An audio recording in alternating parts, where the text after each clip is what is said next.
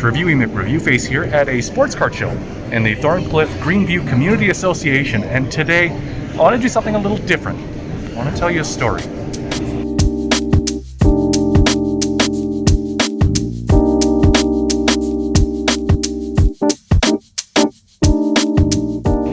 So recently, my dad entrusted me with some of his old hockey cards.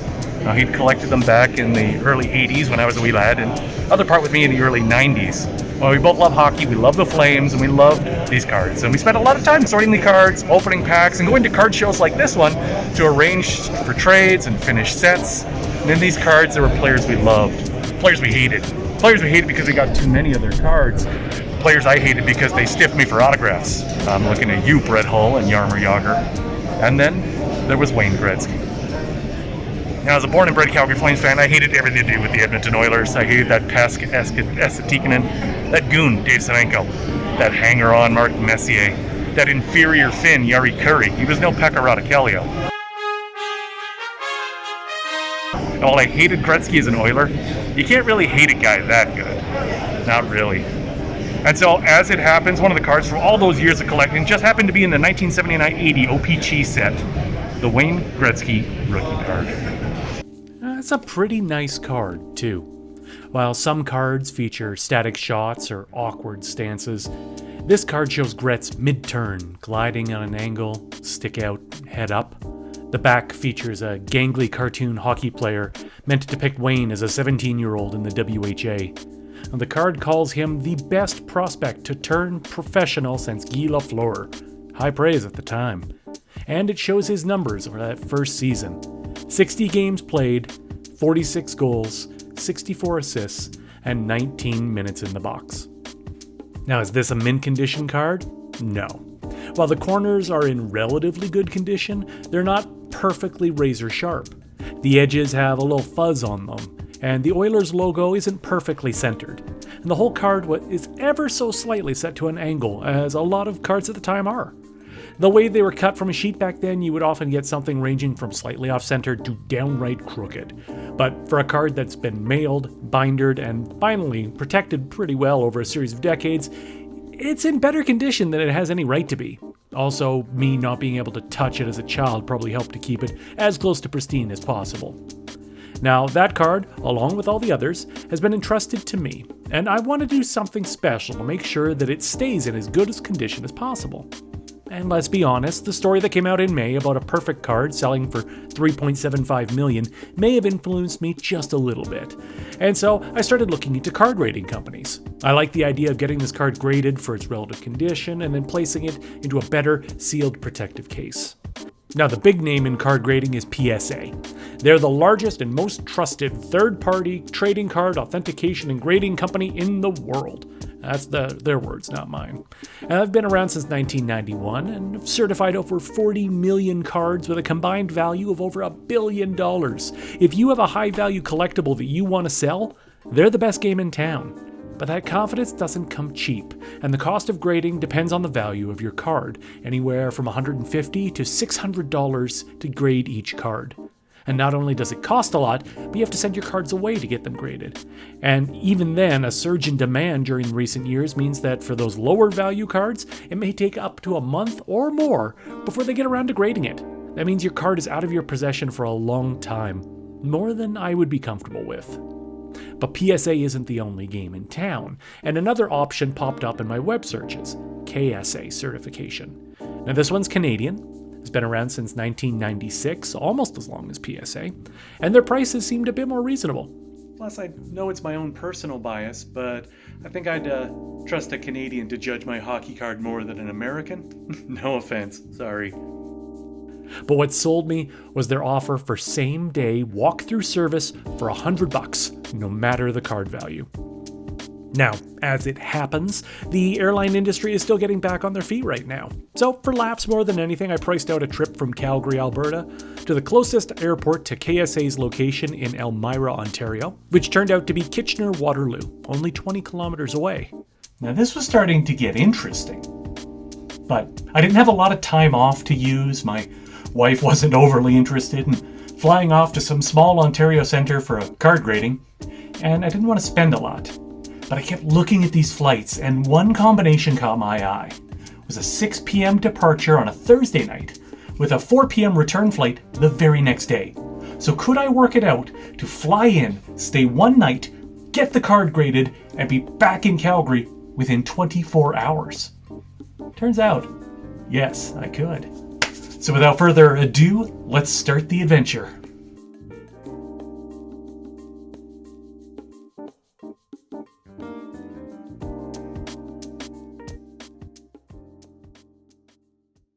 All right, so we're on our way to the airport.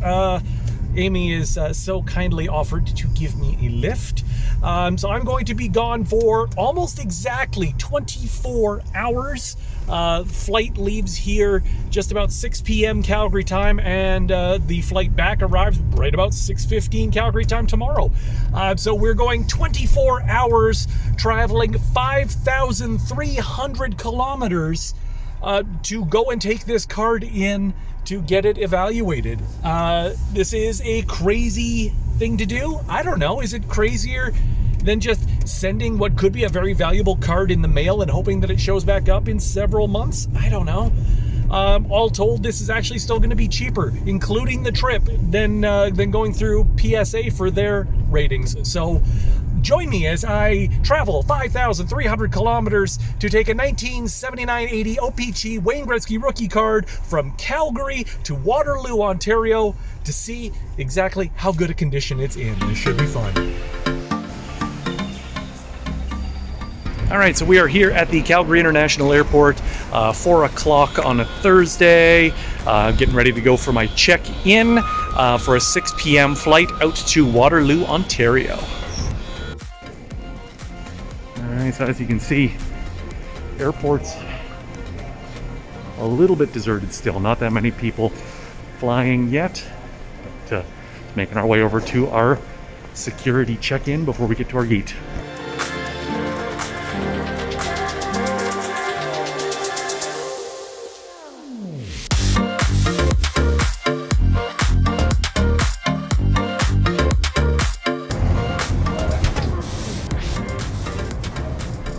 Quiet through the whole airport. Not a lot going on around here.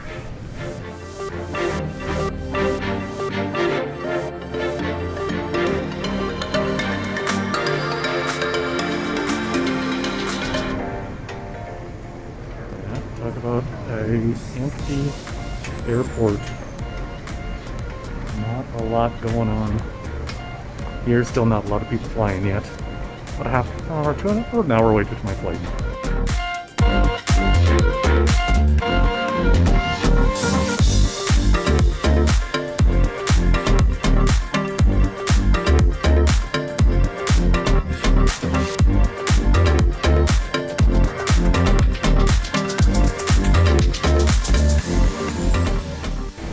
And we're boarding. Here we go.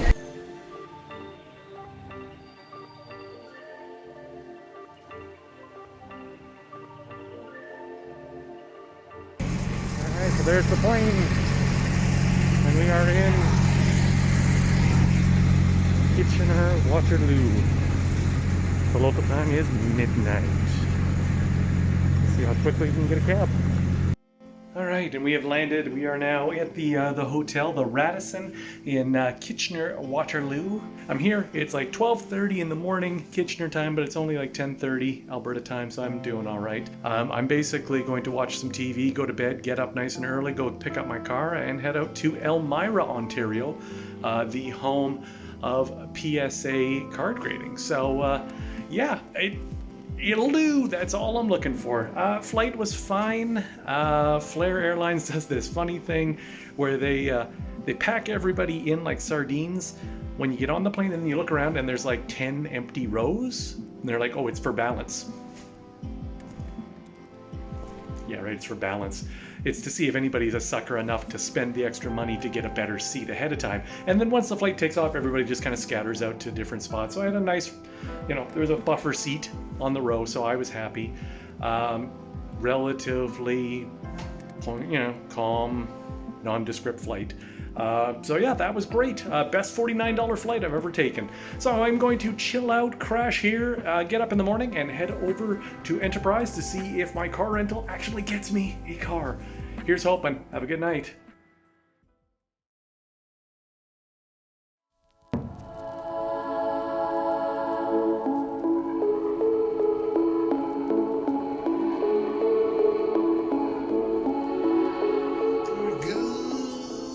Good morning, everybody. It's morning. I'm about to head over to the Enterprise Rent-A-Car to go pick up our vehicle for today. We did book the surprise package. So surprise, let's see. First of all, if they have a car. I know Enterprise, usually has a pretty good reputation, but there's this thing right now where a lot of people have been going to try to pick up cars and they haven't been there, and reservations, it's like, what's even the point? So we're gonna go see if we can even find a car. It is just coming up on 9 in the morning. I have to be out to Elmira, Ontario by about 10:30. So hopefully the car's there so we can go pick up a cup of coffee somewhere and have a leisurely drive out to Elmira. Otherwise, I have to scramble and see if I can find one of this town's 3 Ubers willing to drive me 30 kilometers out of town. So fingers crossed, let's go get a car. Well, so this is pretty handy. This is the hotel I stayed at last night, the Radisson. Lovely hotel. And then right there is the Enterprise. Let's go see if the car's there. All right, so good news. I got in, got out, got a car, not a problem. So Enterprise in Kitchener-Waterloo, thumbs up. Really good service. Got myself into a Hyundai Kona, which it feels like somebody took a my glasses are all crooked. Feels like somebody took an SUV and decided to turn it into a child's version. It feels really small in here compared to my SUV, but all things considered, not so bad. So gonna go find some coffee and then head out for Elmira, Ontario. Let's go.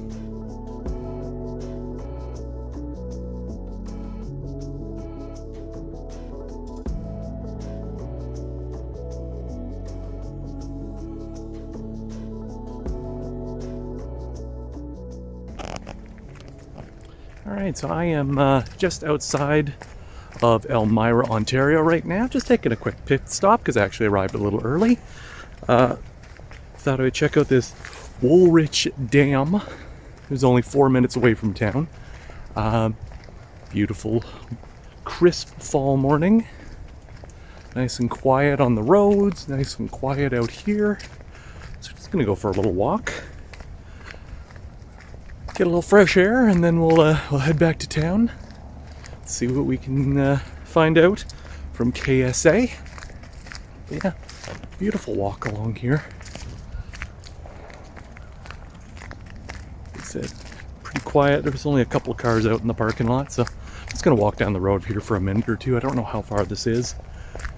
Don't want to get into a huge hike this morning, but some beautiful sights out here.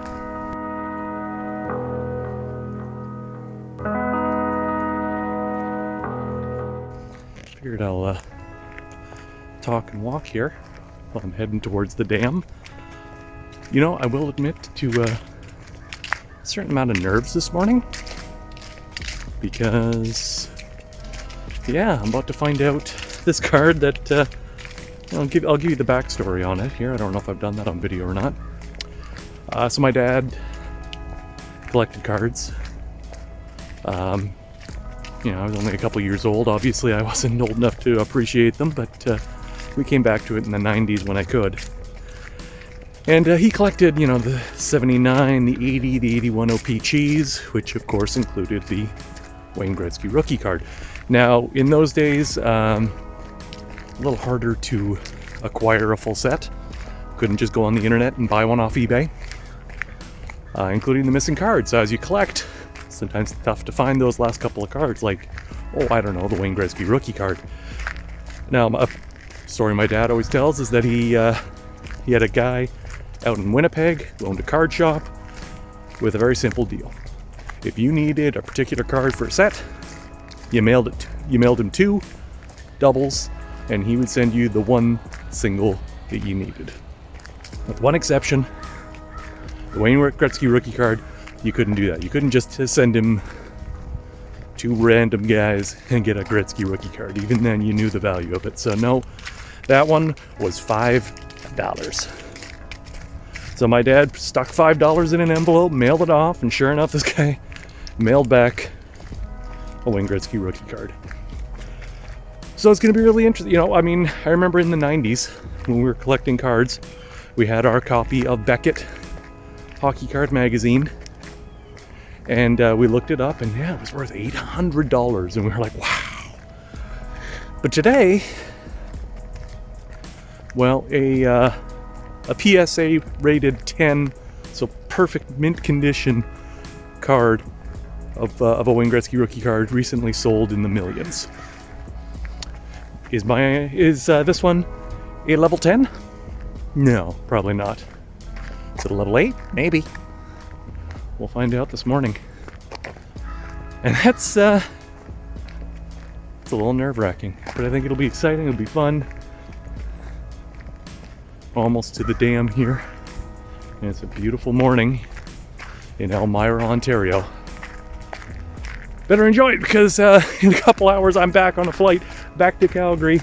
Because, yeah, this is within 24 hours, 5,300 kilometers to find out the value of a Wayne Gretzky rookie card.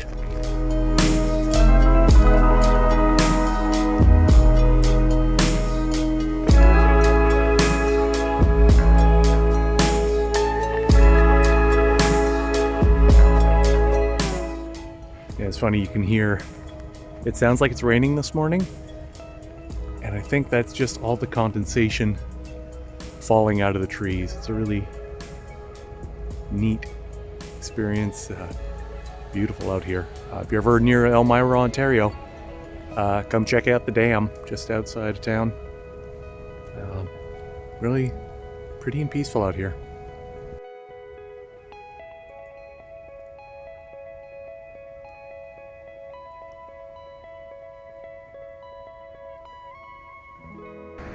Alright, downtown, or here we are in Elmira, Ontario, and there is KSA certification. Hey, so just a quick editor's note. I did not contact KSA to ask if they wanted to participate in this video. So this is not a sponsored video. This is all out of my own pocket, and they are unaware this video is coming out. Not that I think they'd overly care with a channel my size anyways, but so there's no interviews or anything like that. There's just a little bit of footage shot inside of KSA's location, so I can hope you can forgive the omission there. But to be honest, a little bit of uncharacteristic nerves on my part of going in there as Reviewy McReviewface, and I didn't want it to negatively impact the valuation of my card, or at least that's what I told myself. So you'll have to forgive the lack of footage therein, but here's some shots that I took as I waited about the 5 minutes for them to value my card in the back.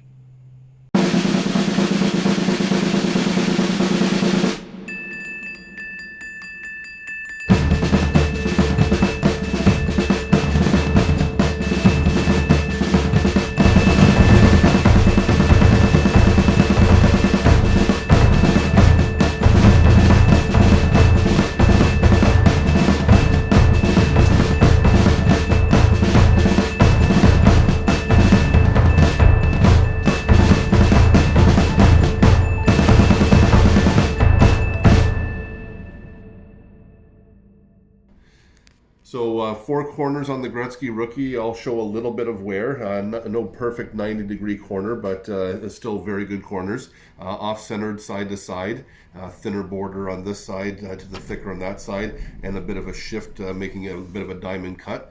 And overall, a above average card, usually seeing 4s and 5s for the Gretzky rookies. So nice color, front and back, and good surface. All right, so we are done. I mean, that took all of about 5 minutes. And yeah, so we now have our ranking. It is a level 6 because of the off-centeredness, the corner's a bit soft, things like that. So here's the thing. I could be disappointed that my card isn't worth $1 million or I can appreciate the fact that in 1979, my dad got this card for $5. And it's something that our family has hung on to ever since. And now we have a good sense of the value of it, and we've got it in a nice protective casing so that it is going to be protected from here on out in the best way possible. So big thanks and shout out to KSA. This is obviously a non-sponsored video. This is all on my own pocket, but yeah, you know what? Yeah, it's. I was hoping maybe it's a 7, maybe it's an 8, but yeah, it's good to know where it's at. All right, so yeah, we've had a couple of minutes to sit and ponder. So we've got our Wayne Gretzky level 6 rookie card, and I'll be honest, I got my hopes up. I shouldn't have, but I did. I was like, maybe it's a level 7, maybe it's an 8, maybe it's even a level 9. Who knows? Like, I thought maybe it could be a level 9. Maybe it could be worth like $100,000. It's not. I think I always knew that it wasn't, but you get daydreaming, right? Especially when you're going on this grand adventure, and what if this adventure turns out to be something crazy, and it's like, oh my God, this card's worth so I know. And I have to remember that's not what this adventure is about. This adventure was about taking this card that my dad collected 40 years ago and making sure that it's preserved for another 40 years, right? You know, it's been in. It's I'm trying to think of how to put this. Would I have loved for this to have been a level 9 card that's worth $100,000, and then I get to have that conversation with my dad about, hey, what do we do? Do we sell it? Do we split it? What do you want to do? Absolutely, that would have been cool. But this is the card my dad collected, and I think it holds a lot of value to me that way. So to be able to preserve it and keep it like this for a long time is really cool.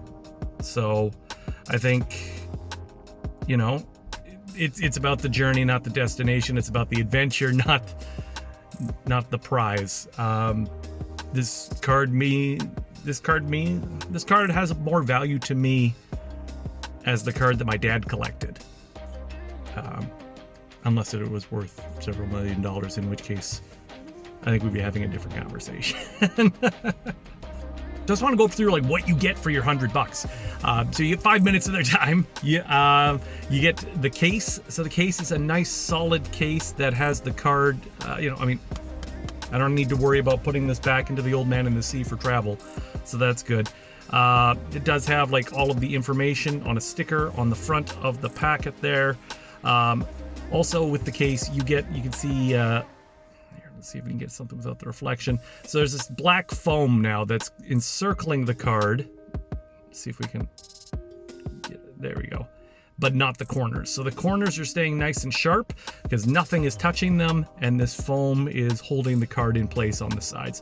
So not going to wiggle around, so it should stay in the condition it is in for a good long time inside the protectiveness of this case. All in all, I feel like for my $100, I've got a pretty good case and a pretty good, I've got my card very well protected. Yeah, so what now? So I've got my card protected. Got my flight back to Calgary in a few hours, so I've got a bit of time to head back in to Waterloo, return the car, find a place to grab a bite to eat, and then head to a very tiny Waterloo airport to grab my flight.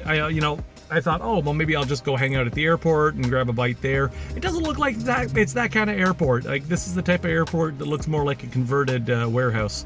So I will have to find somewhere in Waterloo to get a bite to eat and then Uber out to the airport from there. So let's go for a drive, shall we?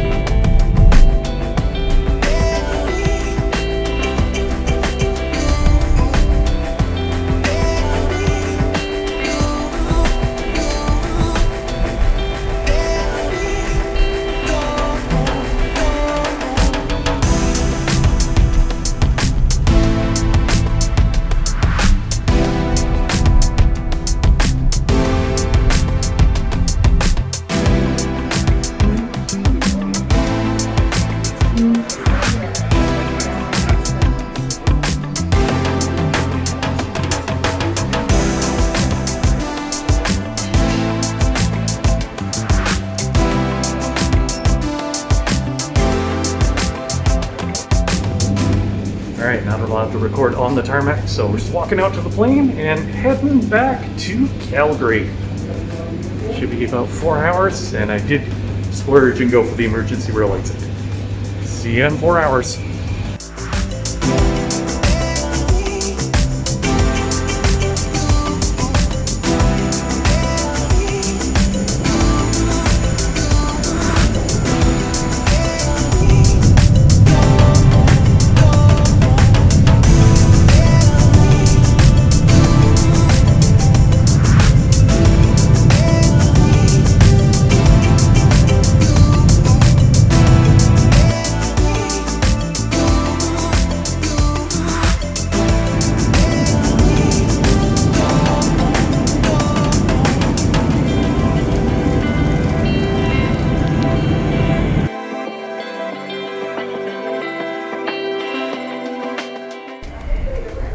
Just like that, 24 hours back in Calgary.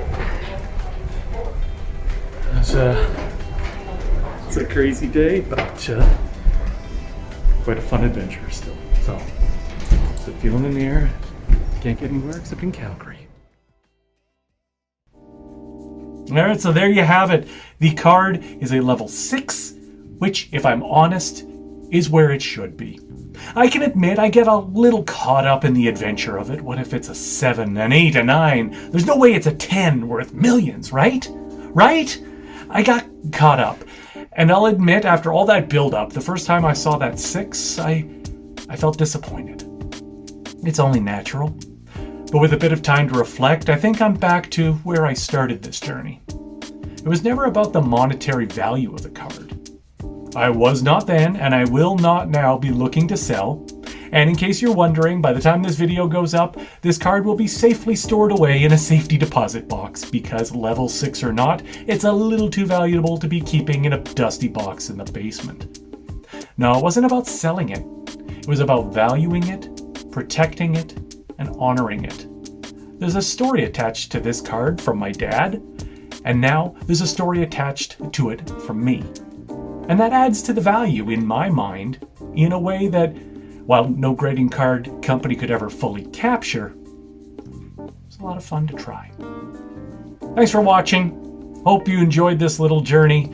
And if you haven't already, please hit that subscribe button and check out some of my other videos here. Thanks for watching. I'll see you next review.